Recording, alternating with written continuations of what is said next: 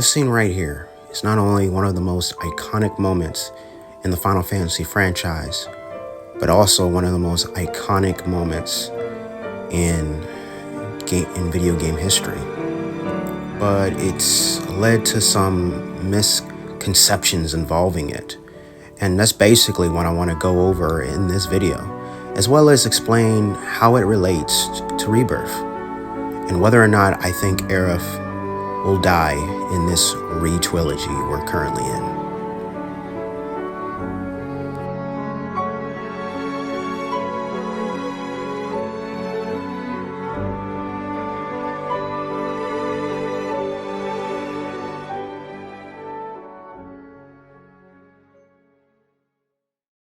The first misconception I want to talk about relating to Aerith's death is the story behind how the idea even came about in the first place. There's a myth that series creator Hironobu Sakaguchi's mother died during the development for Final Fantasy VII, which led to the idea of Aerith dying. But in truth, his mother actually passed away in 1988, only a year after the very first Final Fantasy game was released in Japan. So that's long before Final Fantasy VII was even a concept. In fact, the idea for one of the party members to die midway through the game didn't come from Sakaguchi, but instead from FF7 creator designer TETSUYA NOMURA, the man who would go on to become famous or infamous, depending on who you're talking to, for creating Kingdom Hearts. According to a 2017 Polygon interview with TETSUYA Nomura, he stated that the game's theme was life. Killing Aerith was designed to give weight to that theme. Aerith's death was to show how a cunning villain wouldn't leave such an important character alive. Sephiroth is smart, and he knows Aerith stands in his way, so she has to go. The developers fought against the trope of killing off a hero and instead went the way of killing a loved one. Which leads to the next misconception I want to discuss, which there is this notion that Aerith's death was some noble sacrifice. Now, it's important to mention that the characters dying in a Final Fantasy game wasn't necessarily a new concept, but it definitely felt way more impactful compared to what came before it, because it happened so suddenly, and to someone who you wouldn't think it would. Someone like Barrett, who you can definitely see dying in a noble way, but Nomura felt it would have been cliche since it's been done so many times before. Hence is why they chose Aerith and the manner of her death scene. In fact, in the game, along with Aerith's death, Tifa mentions to Cloud. She mentioned to Cloud that she doesn't think Aerith had any intention on dying when she left on her own to go summon Holy, believing that Aerith honestly thought she could get the job done and come back to them, claiming that Aerith would often talk about the next time. She talked about the future more than any of them. Tifa thinks Aerith looked forward to tomorrow in the future more than anyone, which adds an extra layer to why Aerith's death was so damn tragic. Nomura stated that he wanted players to know what it was like to face the unexpected death of a loved one. He also wanted to have a hero whose demise isn't noble. That's a big part of the reason why it's one of the most talked about deaths, and not just Final Fantasy games, but in video games in general. Which leads to the next misconception. Aerith did not need to die in order to summon Holy. Interestingly enough, There's a lot of people who still believe this to be the case, that Aerith needed to die to summon Holy. At some point, I even thought so myself until I watched a well-made, well-thought-out video called "Why Final Fantasy VII Matters," made by Mr. Itchy Ralph, and in it, one of the things he mentioned was this very subject, and he made some very, very good points. Near the end of the game, Bugenhagen accompanies the party to the City of the Ancients to deign the true nature of Holy, the White Materia, and how Aerith ties into all of it. He learns that Holy, when summoned, will remove everything that's bad for the planet, and it is left ominously ambiguous as to whether or not humans fall into this category. He also learns that the White Materia, when activated, will glow a pale green, and that right there is the smoking gun that proves Aerith did not have to die. In the cinematic in which Sephiroth kills her, a single materia orb, the White Materia Orb, falls from Aerith's hair, and it is glowing pale green.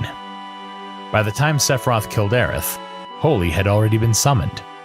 The notion that she somehow had to die to summon Holy is proven false by this scene.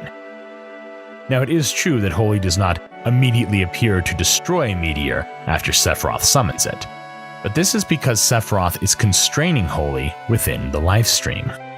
One can see this quite clearly in the second-to-last battle screen. That white glow? That's Holy. And that red rock thing surrounding it? That's Sephiroth, keeping it from being released. After the party defeats Sephiroth in the lifestream, his ability to contain Holy is broken, and it is released, traveling to Midgar to destroy Meteor, as well as everything else that is bad for the planet. But Holy is not powerful enough to destroy Meteor.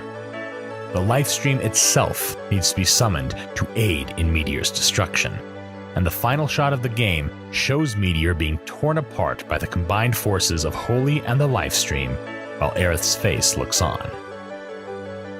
This can be seen as saying that, even if Aerith did not have to die to summon Holy, she did have to die to summon the lifestream.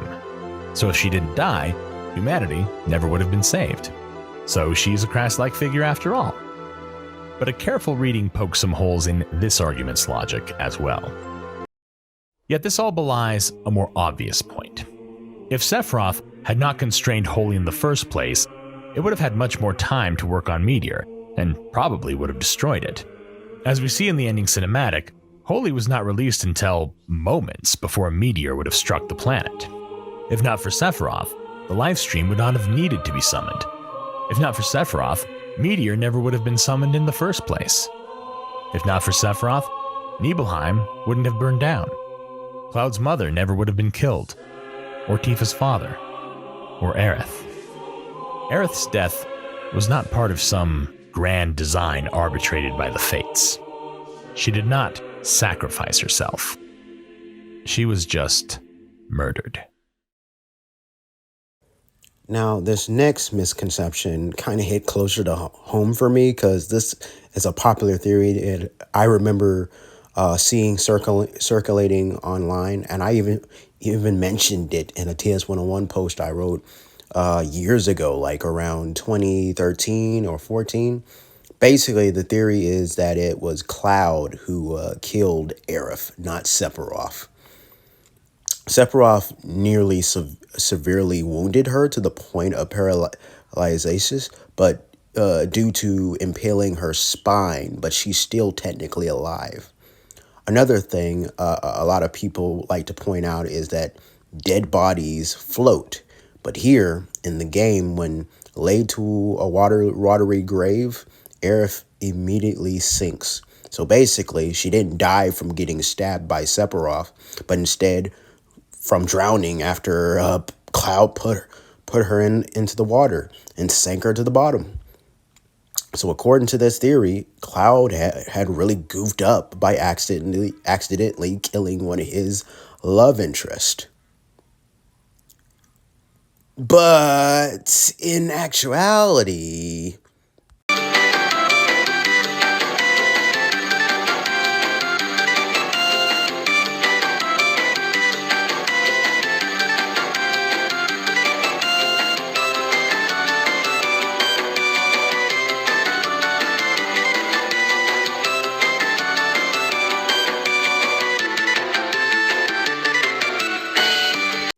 Yeah, this theory isn't true at all. Dead bodies actually do sink at first. It'll only float after a few days. And as far as the whole thing about Sephi only paralyzing her since he supposedly stabbed her in the spine, you guys gotta remember something. This cutscene came from a video game that came out in 1997. The animators at the time could only do so much with what they had at the time when developing this game. Hell, if you rewind the scene, you'll even spot a technical mess-up. So when Sephiroth is diving to stab Aerith, he's wearing no gloves. But just right before he lands and deals that fatal blow, he's wearing them. So either this is a mess up on the animator's part, or Sephiroth's super quick at putting on his gloves, or should I say, Shinovarov. Wait, Shinovarov? Some of you might be asking. I'll explain that in another video. Now that we've gotten to the part of the video to where I explain how this relates to Rebirth and possibly the third game in the FF7 retrilogy, well, before I answer the question of whether or not I think Aerith will die in Rebirth, I wanted to go over and evaluate the original Aerith's deaths, as well as debunk some major myths surrounding it. Well, having done all that, I would like to think that some of you guys have a better understanding of Aerith's death and why it was such an impactful moment for a lot of gamers. Well, going over all the points I made in this video, I think it's time to give my theory as to what the retrilogy might have in store for you guys in terms of Aerith's fate. As I stated earlier, OG Aerith didn't need to die in order to summon Holy. In fact, by the time Sephiroth had stabbed her, Holy was already activated. Now, keep that in mind, folks, for later on. Ever since Remake got released back in 2020, there's been a lot of theories surrounding it, as well as the upcoming titles. It's been heavily implied that both Aerith and Sephiroth are aware of future events, or in other words, aware of events from the 1997 game. Because of this, as well as the fact that Square Enix decided to title the second game Rebirth instead of simply Remake Part 2, it has led to multiple people, including me, to speculate that this is no longer just a remake, but a sequel. Not in the traditional sense. In a sense, we are getting the same story, or at least the same premise, but not really. A lot of the same events in the story might still happen, but under different contexts. Despite stating multiple times in various interviews that the devs are trying to make the retrilogy for both fans of the OG and newcomers, Square has already spoiled major plot points like the truth behind the Nibelheim incident or Cloud never joining Soldier, with not only some scenes and dialogue in Remake, but also with the fact that they chose to release the Crisis Core remaster and re-release the Advent Children movie to theaters before the release of Rebirth. Now, a lot of you might be asking, why would they do that? Well, I think it's because instead of just relying on these old plot points as plot twist, the devs are probably coming up with new plot twist for this remake trilogy they're working on. So this is sort of a reboot / sequel. This could just simply be a reimagining of the FF7 story and nothing more. But with all the points I just made, I feel like that might not be the case. This past September, Tetsuya Nomura, who also directed the remake and Advent Children, said that the remake trilogy will eventually link up to that film. Now, if we were just to take that statement at face value, he basically spoiled the whole trilogy. Because in order for Advent Children to happen, then Aerith needs to die, and no significant change will happen. Certain events will differ, but ultimately everything will have the same result, which honestly does kind of make things less interesting. Because I was under the impression that we defied fate by the end of Remake. Now, I'm fine with certain important events staying intact, but if there's no major changes, then that does kind of take away some of the hype that the devs had built up at the end of the first game, you know? Not to mention, it makes all the theory crafting fans have been doing since playing Remake kind of obsolete. Also, again, why would Square re-release Advent Children right before Rebirth? That's why I'm choosing not to take what Nomura said in that interview literal. Because look, it's already been confirmed that Remake is the 9th title of the compilation of Final Fantasy VII. So if I were to think outside the box here, what he could be saying that the re-trilogy is indeed connected to Advent Children, just not in the way some of us are thinking. Just like we later realized that after playing Remake that there was a double meaning behind the title, Sephiroth remaking the timeline. So I think that's what's going on here, is that if the theory that we're either dealing with a time-traveling Sephiroth from the future or simply a Sephiroth that somehow knows, that has knowledge of events all the way up to Advent Children is true, then what I said about this being sort of a reboot as well as a sequel holds up even more weight.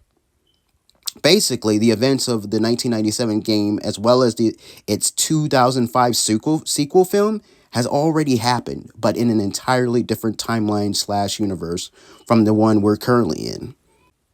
Now, I said all of that to say that there's a very good reason why people are wondering if there's a possibility that Aerith might not actually die this time. If this is a Sephiroth who does know things the original Sephiroth didn't, then it only stands to reason that he's going to go about things very, very differently to not make the same mistakes as before. Some speculating that since this Sephiroth knows what led to his defeat in the OG timeline, then he'll probably won't kill Aerith, since killing her is what eventually leads to his defeat. Because when her soul is in the live stream, she manages to command the live stream to stop the meteor or whatever. But here's the thing, and this leads to the final misconception I want to debunk when it comes to Aerith's death. As I mentioned earlier in the video, Aerith dying is not what activated Holy. So this notion that Sephiroth messed up by killing Aerith is false. If anything, the only thing he messed up on here is that he not killing Aerith sooner. Because by the time he did stab her, she had already prayed for Holy to stop Meteor. Also, keep in mind the fact that even though she did summon Holy, Sephiroth was blocking its power, and it couldn't emerge to stop Meteor.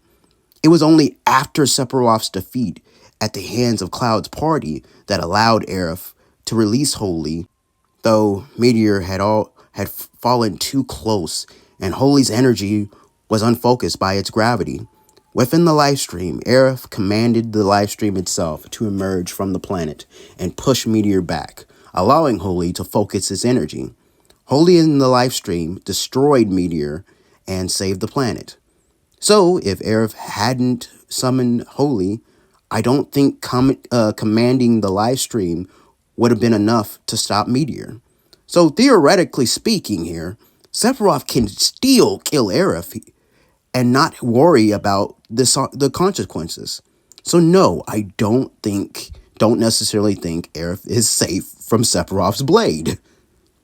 But this is all under the assumption that Sephiroth still plans to summon a meteor upon the planet and absorb the live stream's energy to become a god. Because that's the thing, we don't know what Sephiroth's endgame here is. It could be the same as before, or it could be something entirely different. In one of the trailers, it seemed that Sephiroth wants to merge the timeline where Zack is still alive in with the timeline Cloud's party is in, but we don't know for what purpose. With that said, Aerith has knowledge of future events as well, so she could potentially stop things from happening that it did originally. She might not even need to summon Holy if we can manage to stop Sephiroth from even using the black materia this time. She could somehow prevent her own death. But for some reason, I don't think she'll do that. If anything, I think her goal here is to just stop Sephiroth from having his way, and to also figure out a way for the story not to end exactly the way it did. Because even though Sephiroth was defeated and the planet wasn't destroyed by meteor in the original game, it's heavily implied that in the distant future, humanity did eventually go extinct, probably due to the will of the planet. After all, it could be interpreted that the planet might deem humans as a threat due to all the years of Shinra literally sucking the planet's life out with Mako and the people relying so much on it.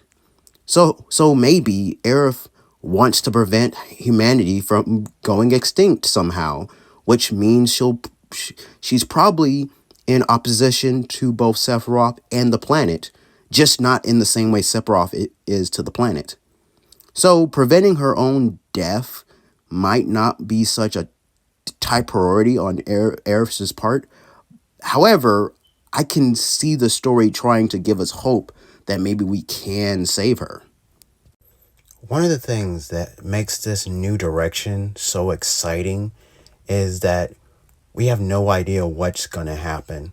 If some of the same events will happen or not. Some probably will, and some probably won't. Aerith's death is no longer 100% guaranteed now.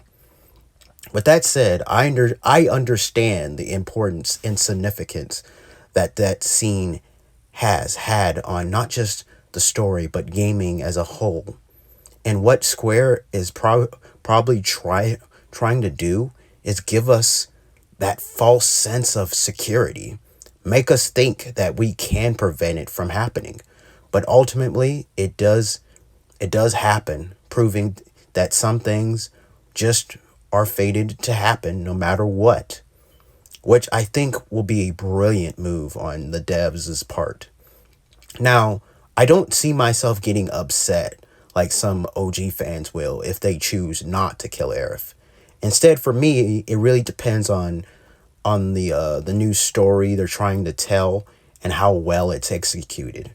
The fact we're already getting glimpses of her death is like the devs are trying to either give us despair by reminding us what's gonna happen and having us prepare for what is probably the inevitable, or giving us hope that we can prevent it from happening now that things have changed significantly.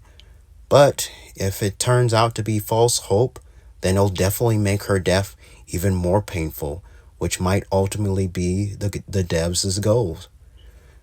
Those bastards. So, in conclusion, I do think ultimately Aerith is destined to die. Even though the most recent trailers seem to tease it. I think Aerith will die, but that won't be the oh my god moment the Square devs have been teasing us in these interviews. Her 1997 death is one of the most well-known deaths in gaming history. You don't have to be a Final Fantasy fan to know that she dies. Hell, thanks to the internet, I was spoiled years before I was even interested in FF7. So I can see them making her death scene different, but I don't think that will be the shocking moment that'll leave us talking for years leading up to the third game. We'll be getting the Aerith death scene, but I'm certain we'll be getting some other crazy shit happening at the end of Rebirth. So along with Aerith, there is another character fans have been speculating that Sephiroth could be targeting this time around. But we'll just be discussing that in another video. Oh boy. So comment below and let me know what you guys think. You think Aerith's going to survive, or you think she's going to die? And let me know why.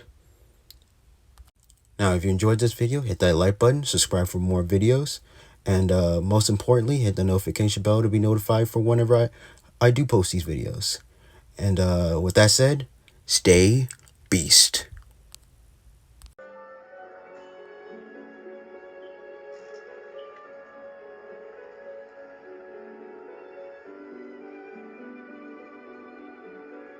Everyone dies eventually. I suppose. So we need to make the most of the time we have. To live our lives the way we want to live. Every minute, every moment matters. I'll remember that. Good.